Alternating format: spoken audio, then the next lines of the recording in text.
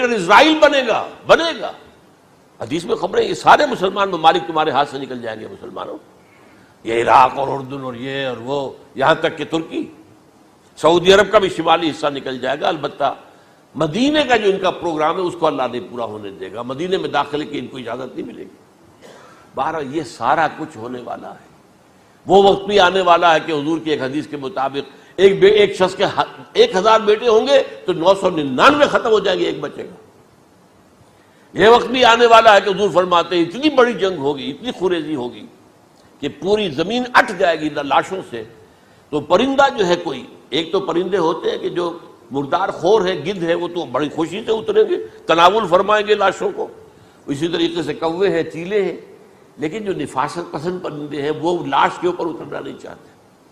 تو ایک پرندہ اڑتا چلا جائے گا، اسے کہیں زمین پر اترنے کی جگہ نہیں ملے گی، لاشیں ہی لاشیں ہوں گی، یہاں تک کہ وہ تھک ہار کر اس کے جو ہے پر جواب دے جائیں گے، گرے گا تو لاش پر گرے گا۔ یہ وقت آنے والا، اور یہ یہودیوں کے ہاتھ میں، یا یہودیوں کے جو سپورٹرز ہیں اس وقت، جو ان کے ہاتھ میں آلہ کار ہیں، ان کے ہاتھوں آنا ہے۔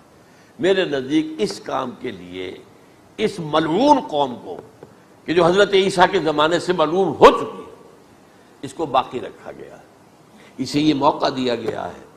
اس نے اسرائیل بنا لیا ہے، تقریباً 2000 سال کے بعد وہ دوبارہ آ کر آباد ہوئے اس سرزمین میں جہاں سے نکال دیے گئے تھے 70 عیسوی کے اندر۔ یہ سارا کچھ کیوں ہو رہا ہے؟ ان کا یہ استثناء کیوں کیا گیا؟ یہ بڑی تلخ بات ہے، یہ یاد کر لیجیے، کیونکہ یا تو قوم اسی وقت ہلاک کر دی جاتی، جیسا کہ ہوا قوم نوح، قوم ہود، قوم عاد، قوم ثمود، قوم شعیب، یہ ہوا کہ نہیں ہوا؟ اور سدوم اور عمورہ کی بستیاں جہاں حضرت لوط بھیجے گئے، اور آل فرعون جو ہلاک کیے گئے، یا تو پوری قوم ہلاک کی جاتی؟ نہیں، یہ یوں سمجھیے کہ اس پورے معاملے کو درمیان میں سے ایک وقفہ دے دیا گیا، حضرت عیسیٰ کو اٹھا لیا گیا، اور حضرت عیسیٰ دوبارہ آئیں گے۔ یہ کیوں کیا گیا؟ اب اس میں بڑی تلخ بات آپ سے کہہ رہا ہوں، یہ آپ کے لیے قبول کرنا آسان نہیں، حلق سے نیچے اٹھنے کی مشکل سے۔ اس قوم کو زندہ رکھا گیا ہے جو ملعون اور مغضوب علیہم قوم ہے۔ سب سورہ فاتحہ میں مفسرین لکھتے ہیں ضالین، یہ نصارہ ہیں، اور مغضوب علیہم یہ یہودی ہیں۔ اور قرآن کہتا ہے لعن الذین کفروا من اہل الکتاب علی لسان داؤد وعیسی ابن مریم، لعنت کی گئی ایک ملعون اور مغضوب قوم کے ہاتھوں آخری امت محمد، اور اس کا بھی بہترین حصہ، اس پر عذاب ان کے ہاتھوں آئے گا۔ عربوں پر عذاب یہودیوں کے ہاتھوں، اس لیے ان کو بچایا گیا۔ یہ میں نے کئی دفعہ واقعہ سنایا، مولانا اصلاحی صاحب بتایا کرتے تھے، کیونکہ وہ راجپوت تھے، یو پی کے راجپوت، مشرقی حصے کے، کہ ہمارے ہاں کوئی نوجوان اگر کوئی بڑی گری ہوئی حرکت کرتا تھا تو اس کے سر پر چمار کے ذریعے، چمار کے ہاتھوں جوتا لگوایا جاتا تھا۔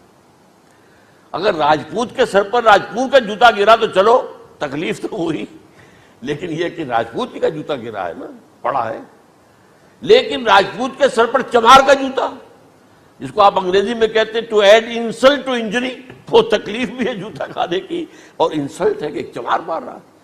یہ امت سب سے خیر امت ہے، کنتم خیر امت اخرجت للناس۔ اس کے لیے عذاب بھی بدترین آئے گا، اور کن پر آئے گا؟ اس امت کا جو اصل نیوکلیس ہے عرب، جس کے بارے میں حضور کی حدیث موجود ہے ویل للعرب، عرب کے لیے بہت بڑی ہلاکت ہے۔